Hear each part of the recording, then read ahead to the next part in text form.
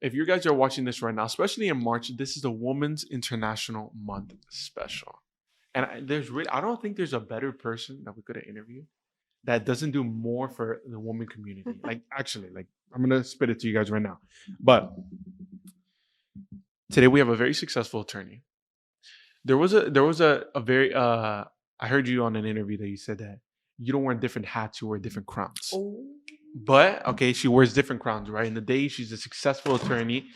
At night, but really every hour, every second of the day where you're networking, making relationships. She also runs a very successful charity called Success for Women. And just so you guys can understand what they do, they really bring successful women together, mentor them, help them get grants, help them get monies from investors, a bunch of different things to set up the woman in our community on the right track to prosper in their business or whatever it is that they may do. So, my pleasure to interview Lauren Marscicano. That's me. Marsicano. That's the way I would say it. But Marsicano, huh? I did say Marsicano. Marsicano. Perfect. There you Awesome. go. Marsicano. I want to start off strong. All right. Like I said, guys, you literally, like, your job and what you do, your charity work is literally helping other women be successful. So I want to start off strong. Do you think it's harder for a woman to be successful in business or building a successful career?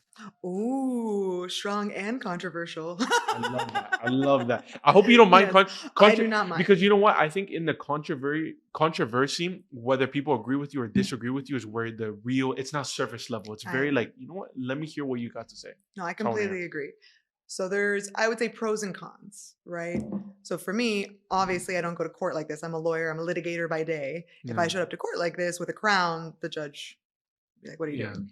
So women, I say, I mean, human beings in general, but I strongly believe women are diamonds with many facets. And so you just need to know at what point to let each facet shine. So this is a facet of me, but when I'm in court, I'm a completely different facet with glasses and my hair's up in a bun, less makeup, right? I'm not going to be as bubbly, but those are all still me. And so I think women can wear all these different crowns, like I say, and that is a benefit to us because we can slide in. People underestimate us. I was called a court reporter for a long time, and pre-pandemic, I would be in the courtroom and they would not think I was the attorney, and I'd hear them talk about our case, right? So it gives me an edge.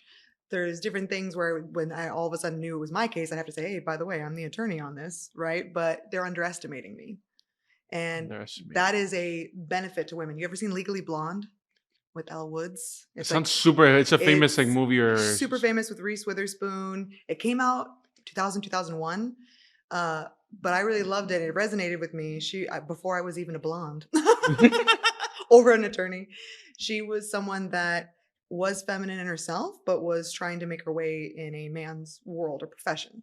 So litigation is very male dominated. So in one aspect, women have benefits that men just can't pull on, that kind of feminine energy. But on the other side, obviously we live, for better or worse, in a world that has been molded by men mostly. The laws were made by men.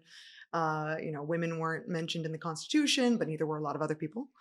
And we've come so far. And people are saying it's the age of women. And I always think we're there, we're getting there, right? But I don't know if it's the age of women yet. We don't have pure equality or equity yet. But when you say age of woman, what would define an age of woman? Well, for me, I don't want to put just anyone else's definition on it. But if I was to say this is the age of women, to me it would mean we have 9 women on the Supreme Court, for instance, right? Because before it was the age of men, and it was 9 men on the Supreme Court, or 9 men running, or whatever it is, 100 men running in the Senate and however many in the House.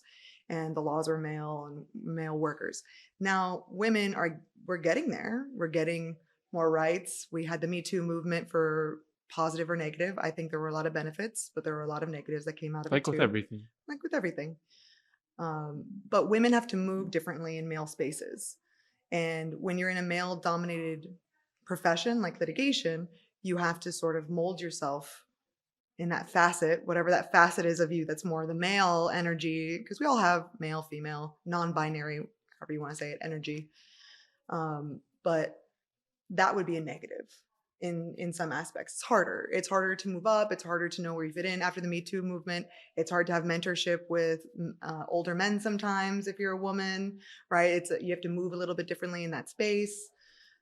But for me, I think we're approaching an age of women, hopefully, where we are coming up. There are a lot more women business owners, which is why Women for Success, the nonprofit, is so important to me. Because as a lawyer, I know I started in corporate. So I started in corporate law at a bigger firm. Mm-hmm. And I couldn't have been like this. Even on my free time, if they saw me out networking like this, they would have been like, what are you doing? You represent Bank of America. You can't, and like other big companies, you can't look like this. But when I launched my own firm, now I can do this. Now I can be more me. And I think that's powerful, right? But you have to learn how to move in between all of those spaces. Let me ask you, because what you said when you talk about the age of woman, the way that you talk about it, I and you could correct me if I'm wrong, but I don't think you're saying that men are the problem. You're just saying that male predominant industries, people where, you look at it, oh no, you can't succeed in that if you're a woman. You're just trying to push back on the status quo and say, hold up. I'm not saying that men are the problem for this industry. I'm not saying get rid of men. I'm just saying, look, if you're a woman, don't be shy to get into an industry if you want it. Like if you want it, don't back down just because it's a male predominant industry. Correct. And so I would also say, I don't know if you've seen the movie Barbie that came out. No, I haven't. Okay. I loved it. It has its flaws and all that stuff. I loved it because I think it showed that the patriarchy, or whatever you want to call it, hurts men too, right? Complete male dominance hurts men because a lot of the stats that we hear that it's a higher suicide rate among men, right? Because they're stressed. Men are more isolated, more than ever online, and maybe aren't in relationships, things like that. A lot of that comes from a system created by men. So it's male systems keeping men and women and non-binary people down. And it's not that we don't need men. We need men. I have an amazing husband. I have a king that I call him, supporting queens. I have an amazing father that raised me to be a very strong, independent woman, but I also had a strong mom, right? I think it's the balance. And so for me, the age of women, maybe you can call it the age of women, because if you ask me, hey, if you could go back into any other decade, no, I would not, do not want to go back to any other decade. Yeah, we have a lot more opportunities. That's what I think the key word from that is, if someone does talk about age of women's opportunities. Yes. So in that respect, we are in the best age of women that we've seen. But could we be better? Could we be better? Everything could always be better. Right. So I just don't want to say that it's the age of women and then we stop the progress because we think everything's good. We're not at what I would call equity yet. On that point, like you said, there has to be a balance. Like you said, you had a father that was a strong father. You have a husband. You had a strong mother too. Yeah. I believe that both extremes, and maybe this is another controversial take, but talk about it. I think both extremes. I love it. I love it. I think it's beautiful. The most beautiful conversations are one that are like, yeah, it's a great conversation in a good way. Exactly. And we shouldn't be scared to have it, and men shouldn't be scared to have it. And it should be both ways. They shouldn't be scared to have it. Correct. But on that point, right? Like the extremes. Space here. Exactly. Safe space. Not in a courtroom. A safe space. Safe space. But both extremes, right? Woman saying, or a guy or a man telling a woman, hey, like, you're a woman. The only thing that you're doing, your highest calling, is to be a stay-at-home mom, be cook. That's your highest thing. Extreme. Mm-hmm. Another extreme is that woman saying, I don't need men. I could rule the world by myself. I could build a career. I can make money. Both extremes. Right. Now, I want to get your take on it, because I believe, this is what I believe, like I said, women can be whatever they want. I think with the opportunities now, every excuse that you make, like, oh, I can't be that because it's a male predominant, it may be true. Right. But it doesn't mean that you still can't do it. It's just, how hard do you want to work? How hard do you want to outwork and outlearn the other person? And then the other side too is, if a woman does want to be a stay-at-home mom, I think that's super beautiful. Amazing. And my beautiful. mom was a stay-at-home mom. Amazing. Yeah. You need that. Yeah. So I want to get your take on that, the two extremes. Yeah. I completely agree with you in terms of there are extremes in society. Well, society is a spectrum. Everything in life, in my opinion, is a spectrum, right? And so we have the extremes, the middle, the outside, and it could be anywhere in between. In terms of, do I think men could live without women? Sure. Do I think women could live without men? Sure. But would that be a great society? I don't think so. I think you need everyone, and not just men and women, but everything in between, everything on the spectrum. And if we want a full society, we should really play to those strengths. We shouldn't say this is the only way. So we could talk all day about education and how I would love to revamp the education in America. In what ways?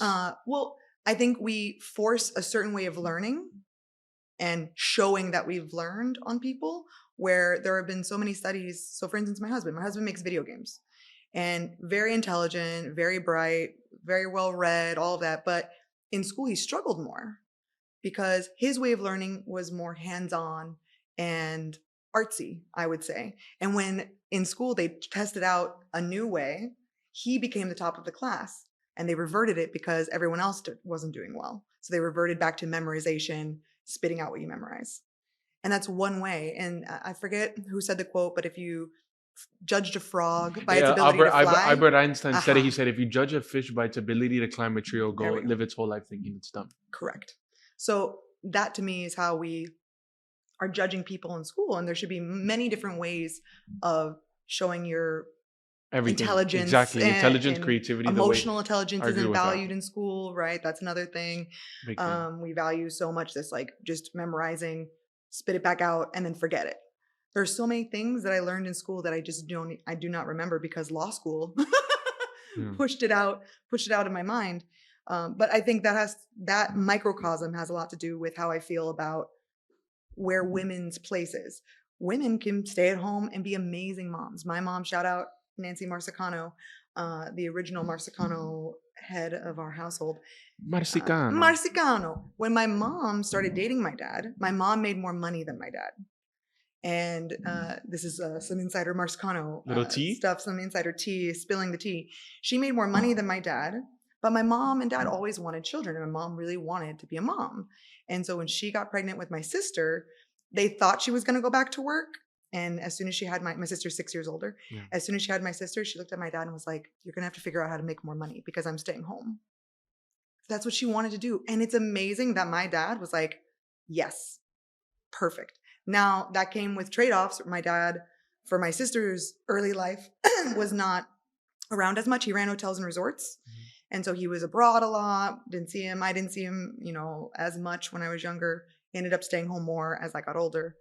But he took on that role. He was like, I will step up and I want to be more of the provider. And that's great. If my mom had said, I want to be the provider and you can stay at home, that could have been a conversation too. It doesn't have to be one person. It can be a partnership. You can have an au pair. There are many successful families that, have nannies or au pairs that help out with that. Nowadays, it's very rare that one person can stay at home full time, right? With a kid, just because of the way the economy is. But then that means in studies that we've seen, women are still getting the burden of working and coming home and doing house chores. That to me is where we start to fail. I had a conversation with Misha's Cupcakes. Oh yeah. I was talking to her about that because she was talking about that experience in her early phase of building Misha's, that her and her ex-husband, like, she was basically the provider. She was doing the Misha's Cupcakes, but she also had to take care of the kids, take them to school, all that different stuff. And I asked her, or I told her, I have a new level of appreciation for mothers because I saw my mom raise my sister that's now 3 years old, and I saw the early phase. I'm like, damn it! Like, not for nothing, it sucks to raise kids. Like, it's when they're anything under 2 years old, it sucks. Like, nobody wants to wake up 4 times in a night. You don't sleep. You throw up because of this. Like, oh, no. It's horrible. So I have a new level of appreciation. Oh, yeah. So when she was talking about that, I was like, wow. I don't think it should be that way. And the way that I think it should be is like, look, if you want to work, if you want to build, for example, if you want to build a Misha's Cupcakes, you want to do that 100%. But I'd much rather me be the provider. That way you can, at least in the early phases, like, way you can be the mother. Because it's very different, I think, the roles of a mother and a father. Yeah. I mean, it can be. It depends on how you set them up at home. Of course. I think right? Everything, I think, is the expectation of how you set it up. And like what we were just talking about, that balance. Of like, it's not like, oh, you have to be only raised by a mother. No, it works both ways. Yeah. And that's another big topic that I want to cover this Women's International Month is define that status quo of like those two extremes.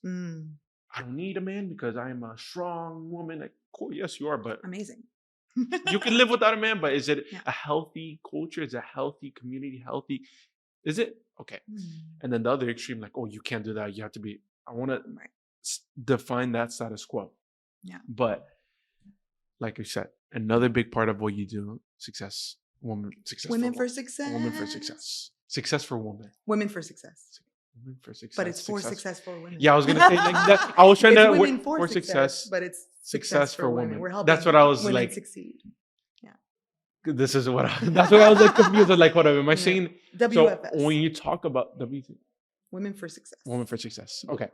When you talk about the success for women, not like when you talk Not about the success for women that you've been able to achieve for the other woman For through helping your them. charity, through your is it philanthropy? Is it called philanthropy? Philanthropy, yeah. We do business showers. We host networking events. All Business that. showers. I've never heard of that. Oh, That sounds fire. Yes, it's like a bridal shower or a baby shower, but it's for women launching businesses.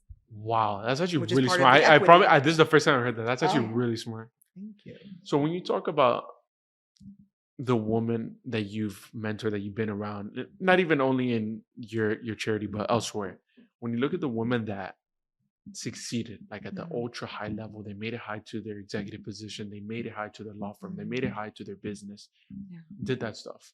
Yeah. And then you look at the Crushed it. woman that, with anything, two sides. When you look at the woman that they said they were going to do it, didn't really do it, didn't fall through, they had nothing crazy, they didn't have the success that they wanted. Yeah. What's the difference? Like, what's the missing key in that person who did make it and the person who didn't?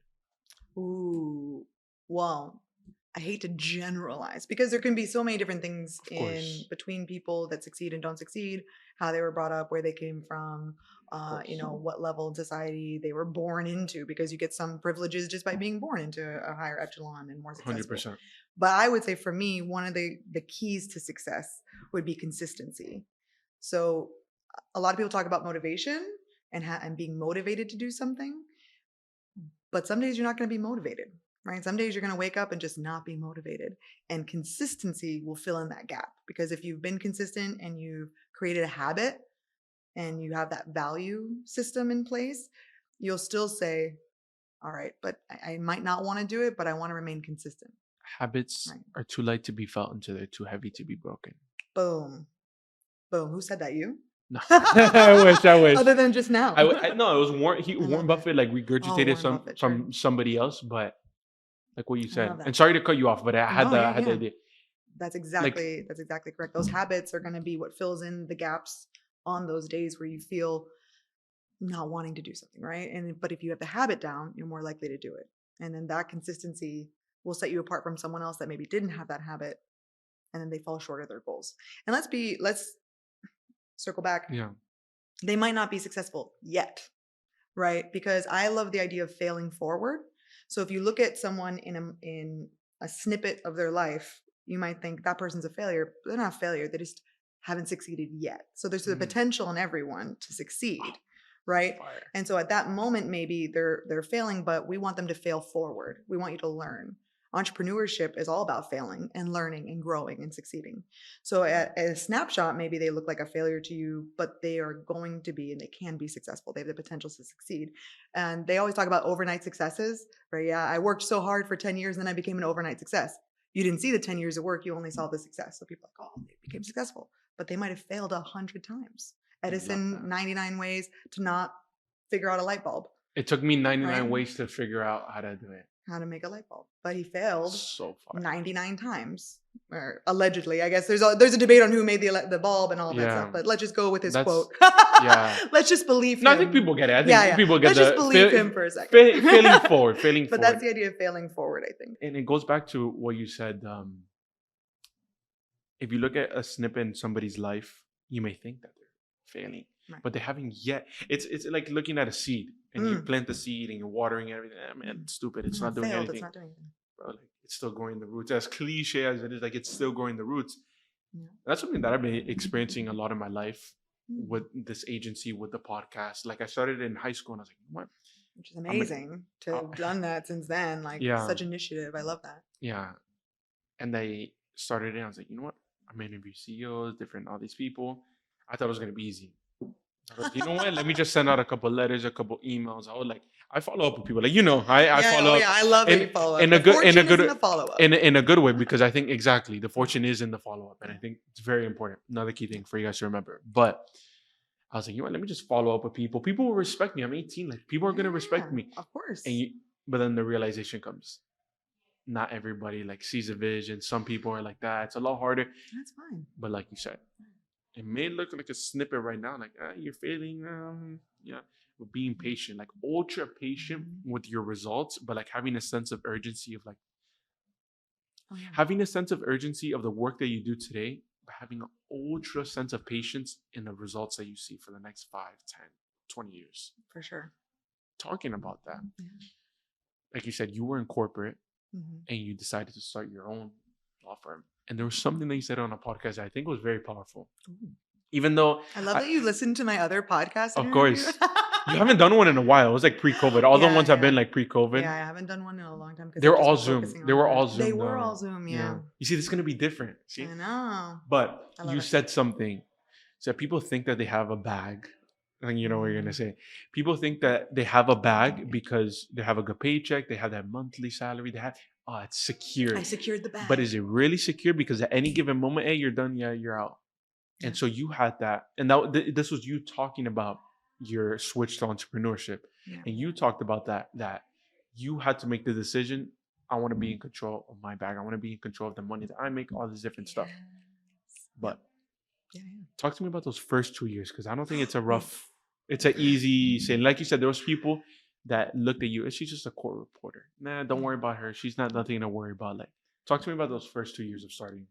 Oof. I mean, even more than the first 2 years, I would say the year before launching is probably the hardest year for entrepreneurship, getting to launch, because there's so many people that fail to launch, right? So I would actually say the year leading up to it might be the hardest, because you really have to believe in yourself. You really have to. You might have thought, oh, I'm going to start this business, but now you're putting in the time, money, and effort to leave everything I worked for at the time. How old was I? 27, I think. So you were at you were at the age where most people, like at that age, late 20s, are like, hey, I have to start settling down. Let me find and that was when you Correct. decided, let me take that risk. I was like, no. So my whole life, I mean, not my whole life, since I was 14, I really wanted to be an attorney. And it's because being an attorney combined acting, which I loved acting, and debate, which I love debating and arguing. Just ask my mom. I loved it. Ask my teachers. I loved debate team. And so then I said, I'm going to do these things. I set, a 10-year plan, a 15-year plan where I'm going to meet these goals and metrics. And I did all of that. I did all the things I wanted to do. And I met, I would say, most of my goals. If I didn't meet them 100%, maybe 90%. And then I got the big law, job that I'd worked for so long. I made it. I was successful by everyone's metrics. I was successful, but I didn't feel fulfilled. I was like, man, is this it? Like, I liked the work. I love, the people I worked with were really great, but it felt like, wow, I should feel different. If I'm really that successful, I should feel different. Is this going to be the rest of my life? Is this the next 30 years?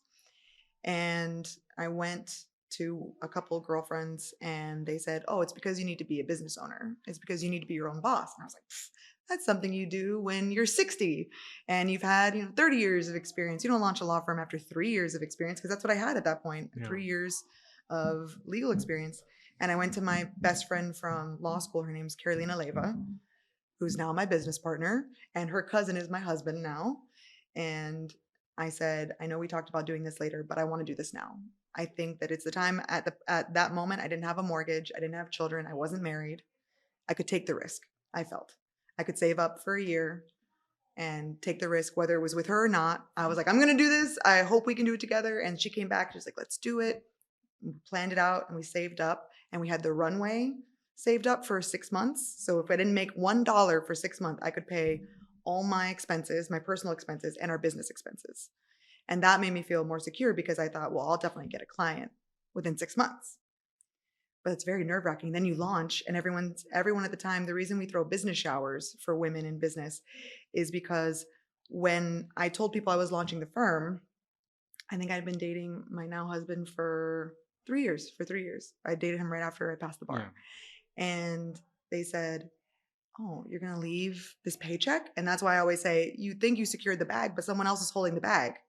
If someone else is holding your bag, it's not secure. They can take it away. They can fire you in a second. Yeah. And everyone was saying, even some people that I knew closely said, once you fail, you can come back into the firm life. Excuse me.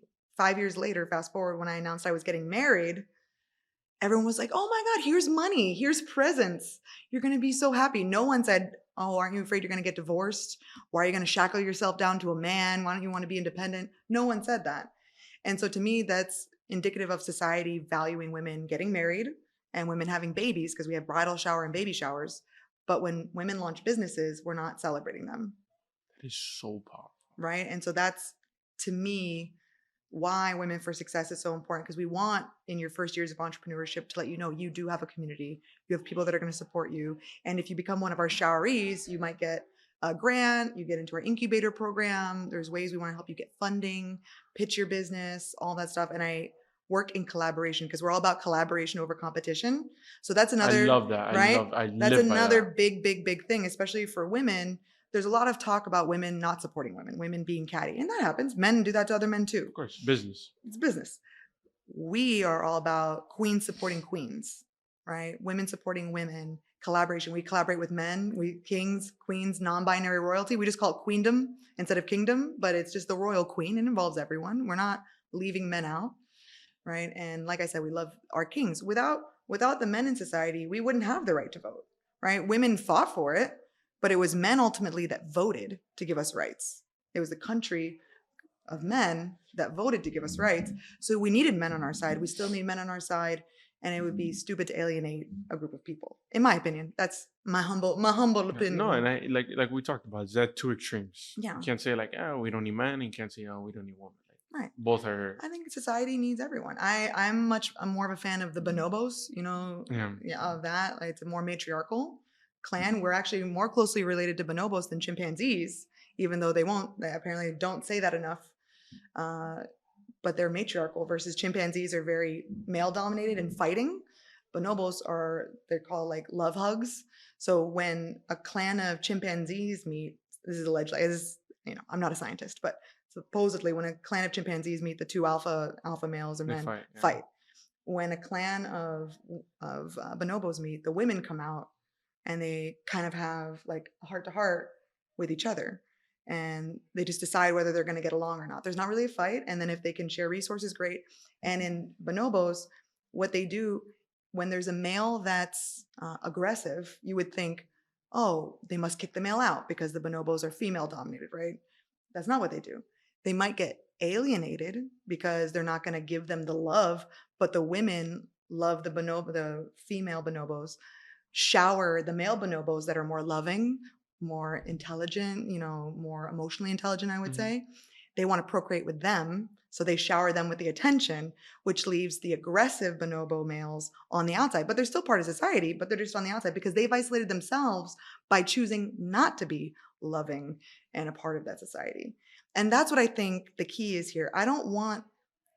For me, I don't think the conversation should be kick women out, kick men out, right? No, or whatever. I don't think that doesn't make sense in my mind. What it is what are incentives? I'm an economist at heart sometimes. Incentives. What are the incentives that we can give in society to show these are the traits that we value? Because I love strong men. My husband is a strong man. And when I am crying or I'm down or I'm feeling, not confident, he is there. He's my rock. He's lifting us up, right?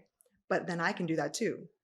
I can also be that for him. That's the way it should be. And that's the way it should be. Exactly. It shouldn't be the man's role to do this or the woman's role to do that. And I think we should incentivize men that are more emotionally intelligent, that are more loving, that are more giving. And if we procreated with those men more, then society would change, right? We've had a different society. And I say procreation in the scientific way. Procreation incentives. You're either a scientist or an economist. Exactly. It's like one of the two. But no, I agree with a lot of the things that you're saying. What I think people can tell from this interview is, like we've been talking about, the extremes. Never to take an extreme, but also, and this is what I'm hearing, and this is what I'm going to, I like to digest, filter, and regurgitate. Boom. What I'm also hearing is that you shouldn't, if you are a woman, since Women International Month, stay subscribed, if you are a woman, you shouldn't say, because I'm a woman, I cannot have the success. Oh, because I'm a woman, business is 10 times harder. No, you have the same resources, you have the same books, you have the same 10Ks that you could read from other companies, you have the same mentors that you could possibly buy. Mm. It's just up to how much you want it, how badly you want it with anything. You don't have to be a woman, a man, whatever. How bad do you want it? Do you want it? Okay, awesome. What are you willing to do for it? Mm. And that's, I think, what you're saying is, and what you're doing, correct me if I'm wrong, with your charity is incentivizing and giving that boost for women that start business. Hey, by the way, Yeah. I support you. I love what you're We're doing. here for you. We're here for you. It's not going to be easy. And this is why we're here.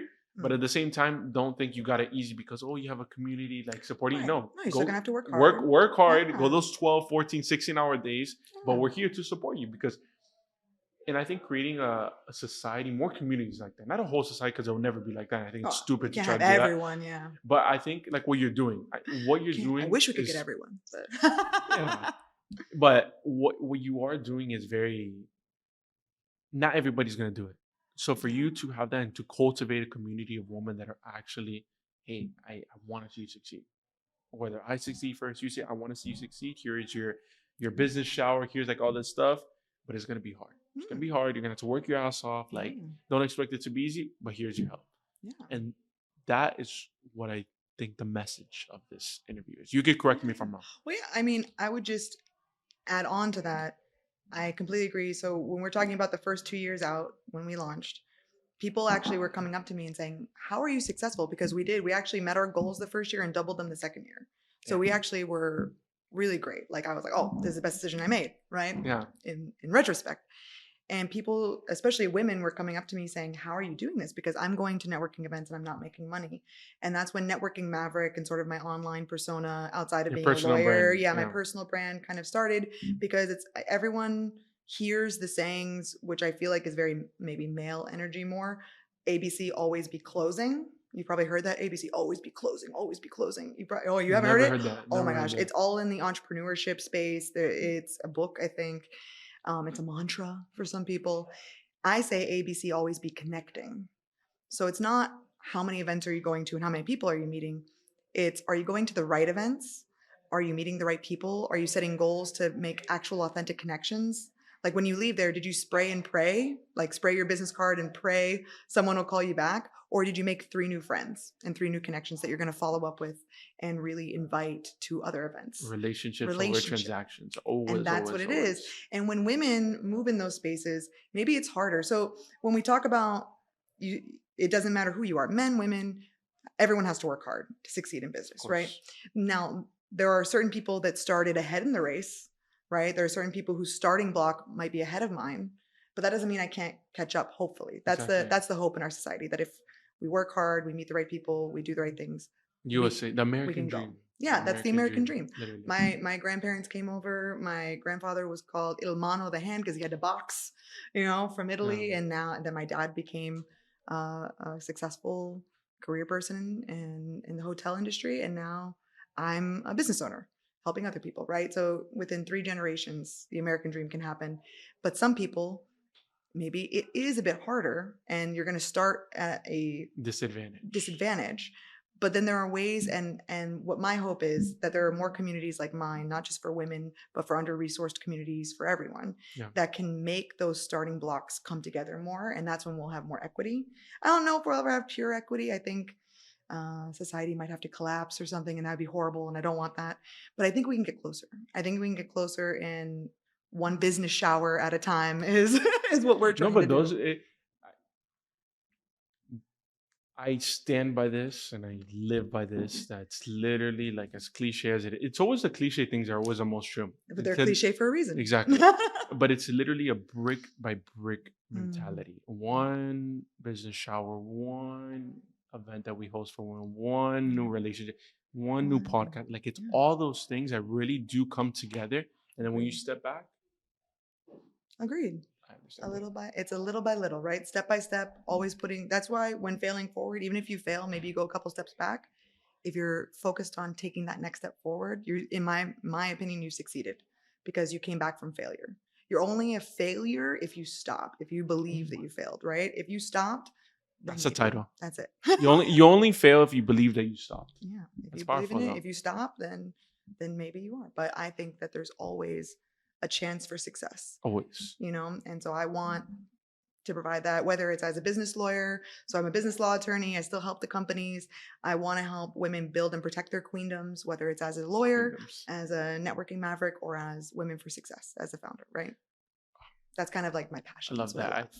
I really hope I'm gonna assume, I'm not gonna stereotype, not gonna generalize, but I'm gonna assume everybody that's watching up until this point might be a woman. Well, no, I think there's some kings there. I see There's you, some, kings, there's the some, there's non-binary some. royalty. But I would say I know it. I'm gonna look at the analytics. There's probably gonna be a lot more women, which is okay. Maybe, but and this that's is fine. for That's you great. guys, the International Women's International Month, and like every interview, it's not only Women's International Month, but I think that's exactly what the point of this is. That Women International Month, feel empowered, feel damn, I could do that, regardless if this is an industry that's male predominant. But equally so, don't look it to the extreme and say, I don't need man. I'm just like, Right, exactly. Yeah. both extremes are not good.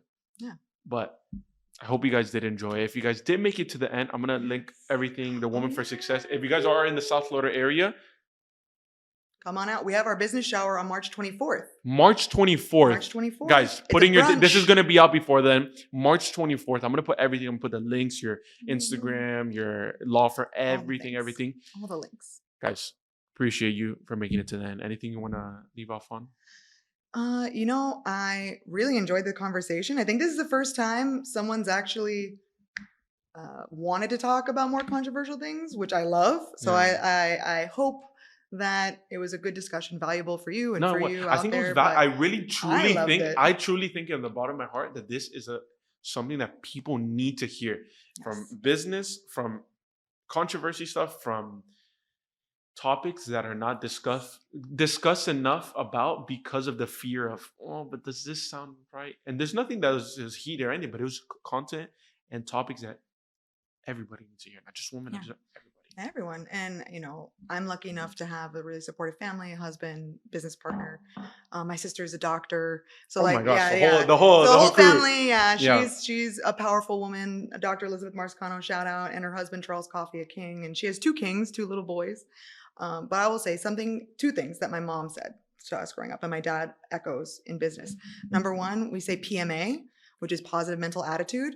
So whenever growing up we were feeling, sad or not confident, because I've been a curvy queen, I was bullied a lot, I didn't know I was a queen, right? So I had my self-doubt, and my mom always said PMA, positive mental attitude. I write it on my mirror, I have it in notes. So if you keep the positive mental attitude, you can shift your mindset. So that's one thing. You have the power to shift your mindset. And I think that's a very powerful thing. And number 2, my mom always said, you remember that man that gave up? Neither does anyone else. So just do not give up. Do not give up and keep going. We're ending it there. There's no way we can end it better. Guys, I really did hope you guys enjoyed it. Guys, Women International Month. Don't forget, Queen. Women International Month. Guys, don't forget this for all you queens and all you kings out there. But Women International, I'm going to say it 1,000 times. Women International Month special. Guys, crazy names that are going to come on. Thank you so much, Lauren. Thank you so much. Thank you so much for having me. And I'm wishing you lots of success, and I'm going to support you. Don't worry. You let me know. Likewise. You'll see me. You'll see me. I'll keep commenting on your stuff. I'll keep reposting. But thank you guys for making it to the end, and I'll see you guys on the next one.